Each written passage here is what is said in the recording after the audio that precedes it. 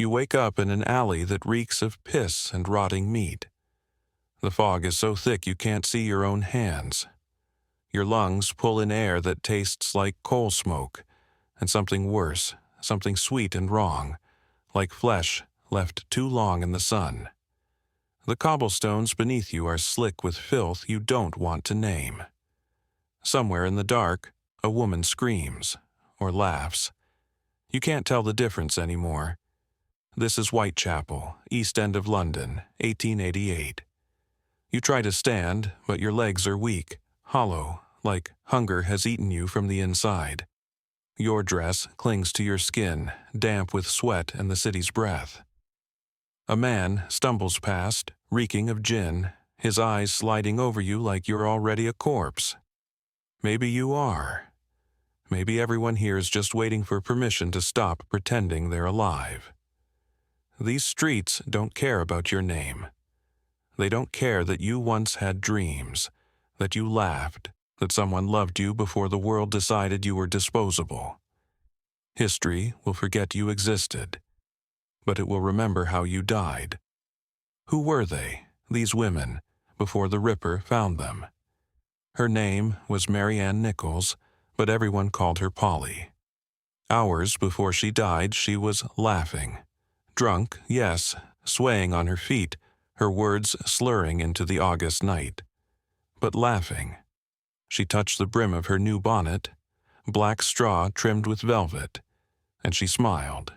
She was proud of it. Proud of something so small it would break your heart if you let it. She had 5 children once, 5 lives she carried and birthed and lost, not to death, but to poverty, to men, to a world that decided she wasn't fit to keep them. Her husband left. The workhouses chewed her up and spat her out, and so she walked these streets selling the only thing she had left. But that night she was happy. She stumbled down Whitechapel Road, humming something no one remembers now. The fog wrapped around her like a shroud she didn't know she was wearing. Maybe she saw him. Maybe she smiled, thinking this one would pay enough for a bed. Maybe she followed him into the dark, into that alley on Buck's Row, where the light didn't reach. At 3:40 a.m., a cart driver found her. Her throat was open. Her intestines pulled from her belly and laid across her shoulder like a scarf. The bonnet was still on her head. Charles Cross was walking to work when he saw her. At first, he thought she was asleep or passed out. God knows a half of Whitechapel spent their nights collapsed in doorways, dreaming of warmth they'd never feel again. But as he stepped closer, the fog parted just enough for him to see. Her dress was pulled up to her waist, her legs splayed open like something discarded. And her throat, he couldn't look away. It was opened so deeply he thought her head might roll off if he touched her. The wound gaped like a second mouth, silent and obscene. Blood pooled beneath her, still warm, still spreading across the stones in slow, lazy rivers. The smell hit him. Then, copper and meat and something else, something that made his stomach fold in on itself. He stumbled back. His breath came in short, desperate gasps. Another man appeared, Robert Paul, and together they stood there, staring, unable to speak, unable to process what their eyes were telling them. This wasn't violence, this was hatred. This was rage so pure it had carved itself into her flesh and left her there, a message written in blood no one wanted to read. What kind of man does this to a person? What kind of darkness lives inside him? 8 days later, they found Annie Chapman. But before the knife, before the blood, before her name became another entry in the Ripper's catalog of horrors, she was gentle. Annie sold flowers. Crochet work, too. Delicate things her shaking hands could barely finish. She had tuberculosis. Her lungs were rotting from the inside, each breath a small war she was losing. But she smiled at strangers. She tried. The night before she died, she stood outside a lodging house on Dorset Street, coughing into a handkerchief already stained red. The keeper looked at her with eyes that had seen this story 1,000 times. 4 pence for a bed. She didn't have it, so she walked. Through streets that didn't care if she lived or died. Through the fog that swallowed her whole. She coughed again, tasting copper, feeling her body betray her one breath at a time. Somewhere in the dark, a man was watching. She needed money. She needed to survive one more night. At 5:30 a.m., a resident of 29 Hanbury Street stepped into the backyard and screamed. Annie was lying near the fence. Her throat cut so deeply, her head was nearly severed. Her intestines were draped over her shoulder. Her body had been opened like a book. The backyard of 29 Hanbury Street was no more than 15 feet wide. Above it, tenements rose like decaying teeth. Windows stacked so close you could hear your neighbor breathe. Families slept there. Children dreamed there. And in the gray light of dawn, while they stirred and yawned and rubbed the sleep from their eyes, Annie Chapman was being destroyed. No one heard her scream. John Davis, an elderly resident, stepped into the yard just after 6 a.m. He needed air. His lungs weren't what they used to be. He opened the door and saw her. She was lying against the fence, her head nearly severed, hanging by a thread of flesh. Her dress had been pulled up, her legs spread wide. Her intestines, he couldn't look away, were draped over her left shoulder, carefully, deliberately, like someone arranging a scarf. Her abdomen had been opened from sternum to pelvis, the organs exposed, glistening in the morning light. Her uterus was gone. Taken. At her feet, someone had arranged coins, brass rings, pills, small objects laid out in a pattern no one could decipher. This wasn't rage. This wasn't even murder. This was performance. This was a message written in flesh for anyone willing to read it. Who could do this? And why? With dozens of people sleeping just above, did no one stop him? Whitechapel didn't need Jack the Ripper to kill women. It had been doing that for decades. These streets were a machine designed to devour the poor, to grind them down until there was nothing left but hunger and shame, and the awful choice between survival and dignity. Women sold their bodies for 4 pence, the price of a bed, a roof, a few hours of sleep before the next night came. And when morning arrived, they were thrown back into the alleys to do it all over again. The police didn't protect them. They harassed them, moved them along, called them vermin. Respectable men, merchants, clerks, gentlemen in fine coats, used them in the dark, and then returned to their warm homes, their clean wives, their moral certainties. The gas lamps cast long shadows that swallowed everything. The alleys were so narrow 2 people could barely pass without touching. The air itself felt thick, suffocating, like breathing through wool soaked in filth. The Ripper killed 5 women. But how many did London kill? How many froze in doorways? How many drank themselves to death? How many simply disappeared, their names erased, their bodies dumped in unmarked graves? And now, something worse was walking these streets. Terror was spreading through the East End like fever. Her name was Elizabeth Stride, but they called her Long Liz. She was Swedish, an immigrant, a survivor of a ship disaster, or at least that's what she told people. Maybe it was true. Maybe it was just another story she invented to make sense of how she'd ended up here in Whitechapel, selling herself to men who looked through her like fog. September 30th, 1888, just after midnight. A witness saw her standing with a man near Dutfield's yard. She was arguing with him. Her voice carried through the cold air, sharp and clear. No, not tonight. She tried to refuse him. Think about that. In the final minutes of her life, She said no. She tried to walk away. She tried to choose survival over whatever he was offering. But he pulled her into the shadows, into the yard where the light didn't reach. At 1 a.m., a man driving a cart turned into Dutefield's yard and saw her. Her throat was cut, the blood still flowing, her body warm. But she was intact. No mutilations, no organs removed. The killer had been interrupted, spooked by the cart, by footsteps, by something that made him run before he could finish his work. She almost escaped. Almost. But the night wasn't over. Less than an hour later, he found someone else. He wasn't finished. 45 minutes after Elizabeth Stride bled out in Dutfield's yard, Catherine Eddowes was found in Mitre Square. And this time, he didn't stop. Catherine had been arrested earlier that night for public drunkenness. She spent a few hours in a cell, sobering up, humming to herself. At 1 a.m., the police released her. She smiled at the officer. She was singing as she walked into the night, a small, tuneless melody no one would ever remember. She needed money.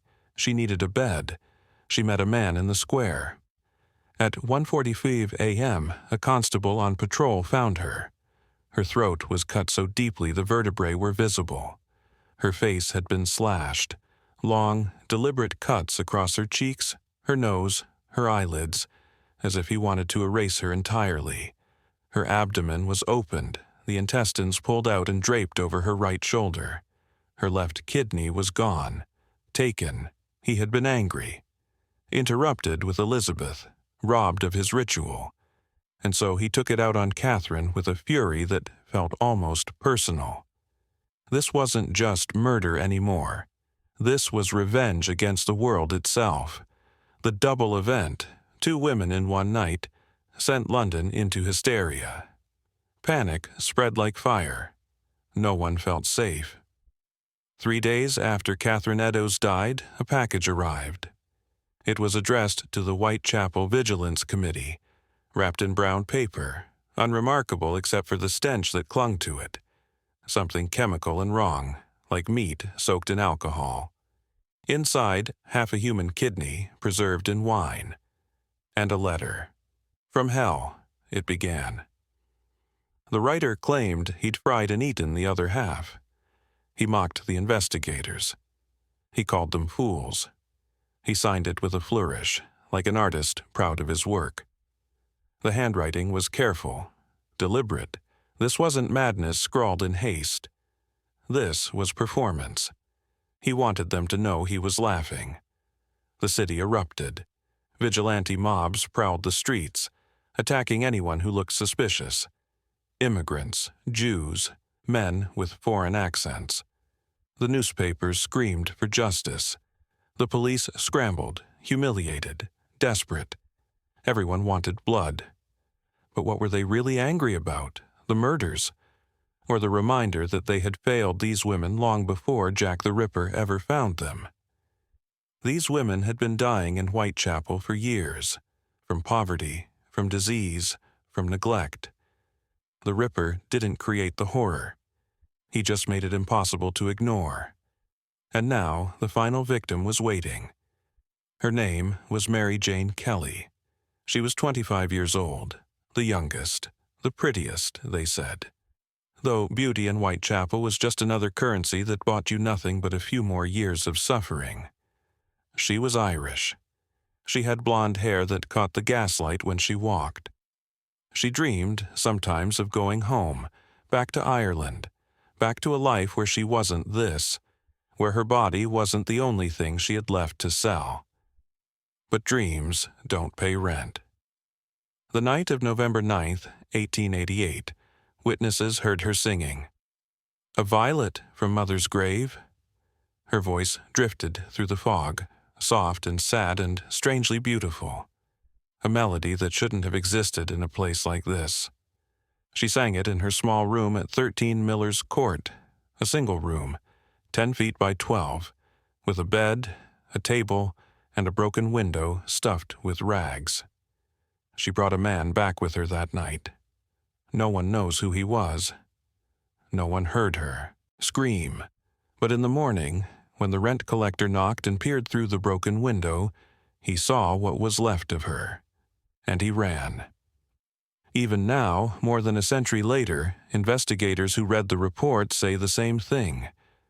This one was different. This one broke something inside them. The door was locked from the inside. Inspector Frederick Aberline stood outside 13 Miller's Court, his breath fogging in the cold November air. The rent collector was still shaking, unable to speak, pointing at the window with a trembling hand. Aberline broke the glass and looked inside. What he saw stayed with him until the day he died. Mary Jane Kelly was lying on the bed, or what was left of her. Her face had been carved off, peeled away like a mask, leaving nothing but raw meat and bone. Her throat was cut down to the spine. Her abdomen was opened completely, the intestines pulled out and piled beside her. Her breasts had been removed, her thighs filleted to the bone. Her heart was gone. On the table next to the bed he had arranged her organs, kidneys, liver, pieces of her flesh, laid out carefully, deliberately, like items on display. The walls were splattered with blood. The mattress was soaked through.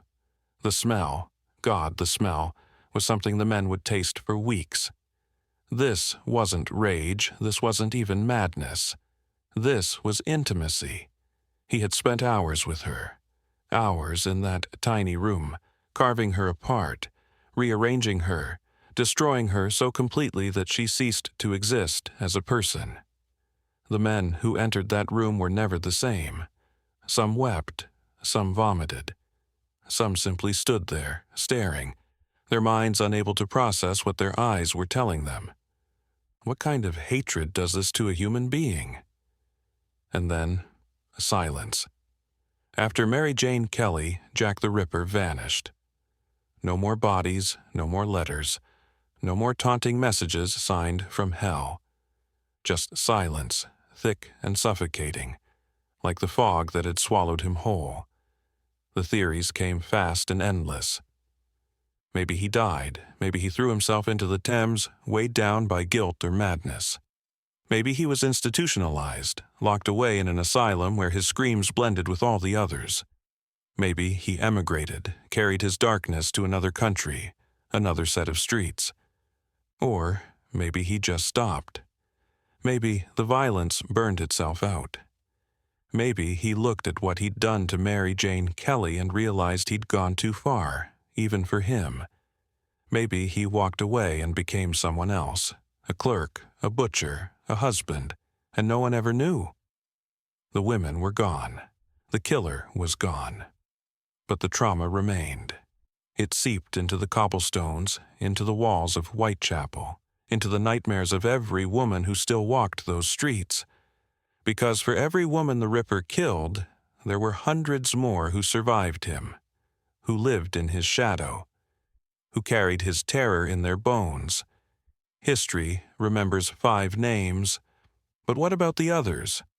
What about the women who walked those same streets, who sold themselves in those same alleys, who survived by sheer dumb luck, by choosing a different corner, by refusing the wrong man, by running when their instincts screamed? They changed their routes, stopped working alone, carried knives tucked into their sleeves, blades that trembled in their hands, because they all knew, that a knife wouldn't stop him if he chose them. They walked in groups, whispering warnings to each other. Don't go down Buck's Row. Stay away from Mitre Square. If a man offers you more than usual, run. But the terror didn't end when the murders stopped. It lived in their nightmares, in the way they flinched at footsteps behind them, in the guilt that gnawed at them in the dark. Why did I live when Polly didn't? Why Meeks and not Annie? Why am I still here when Mary Jane is gone? They survived, but they were never free. They carried him with them, a shadow that followed them through every night, Every transaction, every moment they had to choose between hunger and fear. The Ripper didn't just kill 5 women, he killed an entire community's sense of safety. He turned Whitechapel into a graveyard where the living were haunted by ghosts they'd never escape. Over 130 years later, we still don't know who he was. Hundreds of theories, thousands of pages, books, documentaries, movies, podcasts, an entire industry built on the mystery of Jack the Ripper. We've turned him into legend, a figure larger than life, haunting our collective imagination like some dark myth we can't stop retelling. Tourists walk through Whitechapel on guided tours, standing in the spots where women bled out, taking photos, laughing nervously. This is where Annie Chapman died. This is where Catherine Eddowes was found. The guides speak his name with reverence, like he was an artist, a genius, something more than what he was. A man who murdered desperate women. We've made him immortal. We analyze his handwriting. We debate his identity. Was he a doctor, a butcher, a royal? We give him titles, theories, almost a kind of respect, as if the mystery of who he was matters more than the reality of what he did. We remember his mystery, but we forgot their names. Polly, Annie, Elizabeth, Catherine, Mary Jane. We know how they died, every wound, every cut, every organ removed, but do we know how they lived? What does it say about us that we're more interested in the monster than the women he destroyed? Whitechapel today is a tourist attraction. You can take a Jack the Ripper tour for £20, walk the streets where women bled to death, stand in the alley where Polly Nichols took her last breath, pose for photos in Mitre Square, where Catherine Eddowes was carved open like an animal. The guides tell jokes. The tourists laugh. Someone buys a mug with his name on it from a gift shop. We've turned their murders into entertainment. We've built an industry on their pain. Books that speculate, films that dramatize, games that let you solve the mystery. We consume their deaths like content, like stories that exist for our amusement, our curiosity, our morbid fascination. And we've erased them in the process. They're not women anymore, they're victims, plot points, evidence in a mystery we'll never solve. Their lives reduced to the moment a man decided they were disposable. We profit from their suffering. We always have. The Ripper killed them once. We kill them over and over. Every time we say his name and forget theirs, every time we treat their deaths as puzzles instead of tragedies. So why are you watching this? What do you want from their pain? They deserved better. Not just in death, in life. Mary Ann Nichols deserved to watch her children grow, to see their faces when they smiled, to hold them one more time before the world decided she wasn't worthy of them. She deserved to grow old, to wear that black bonnet until it frayed and faded, to laugh without the weight of survival crushing every breath. Annie Chapman deserved a cure for the sickness eating her lungs. She deserved warmth. A bed that didn't cost 4p. Hands that didn't shake when she tried to crochet flowers no one would buy. She deserved to be cared for, not discarded. Elizabeth Stride deserved the life she invented for herself. The ship, the tragedy, the story that made her more than just another immigrant struggling to survive. She deserved the right to say no and have it mean something. Catherine Eddowes deserved to sing longer, to walk home without fear, to wake up the next morning and see sunlight instead of a knife. Mary Jane Kelly deserved to go home, to Ireland, to a place where her voice wasn't just another sound swallowed by the fog. She deserved to be 26, 27, 50, 80. They deserved safety, dignity, time. And if we can't give them justice, if the man who destroyed them is dust and mystery, then what do we owe them? The Ripper's identity doesn't matter, not really. What matters is why we let it happen. Not the murders, though yes, those too, but everything that came before. The poverty that pushed women into the streets, the laws that criminalized survival, the police who harassed them, moved them along, called them filth, the politicians who looked away, the society that only cared when they were dead, when their bodies became spectacle, when their blood made headlines. Jack the Ripper didn't create Whitechapel. Whitechapel created the conditions that let him thrive. And here's the part we refuse to answer. It's still happening. Women are still murdered for being poor, for being vulnerable, for being in the wrong place at the wrong time, for trusting the wrong man, for simply existing in a world that sees them as disposable. We've changed the streets, we've changed the names, but we haven't changed the truth. The Ripper killed 5 women. Society has killed millions, and we build museums to the monster while forgetting the women, who died not because of him, but because we failed them long before he ever could. So, what do we owe them now? Not theories, not tours, not fascination. We owe them remembrance, we owe them truth. You're back in the fog now, the same streets, the same cold air that tastes like coal and rot, the same darkness that swallows everything. Footsteps, voices, names. But this time, you're not alone. They're here.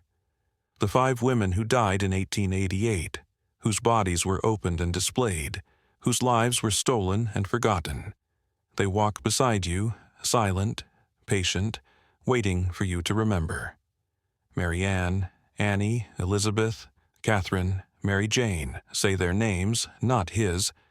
History loves a mystery. It loves a monster. It loves the thrill of the unknown, the unsolved, the legend that grows with every retelling. But the fog doesn't care about legends. The fog remembers the truth. That violence isn't extraordinary. It's ordinary. It happens every day in every city to women whose names we'll never know, because no one thought they mattered enough to remember. The Ripper's face is unknown, but his violence is eternal. As long as we treat human lives as disposable, as long as we look away from suffering because it's easier than confronting it, as long as we build industries on trauma and call it entertainment, the fog will never lift. It will keep swallowing us, keep erasing us, keep reminding us that in the end, we are all alone in the dark, waiting for someone to remember we were here. 5 names, written in blood, written in memory. Remember them, not him.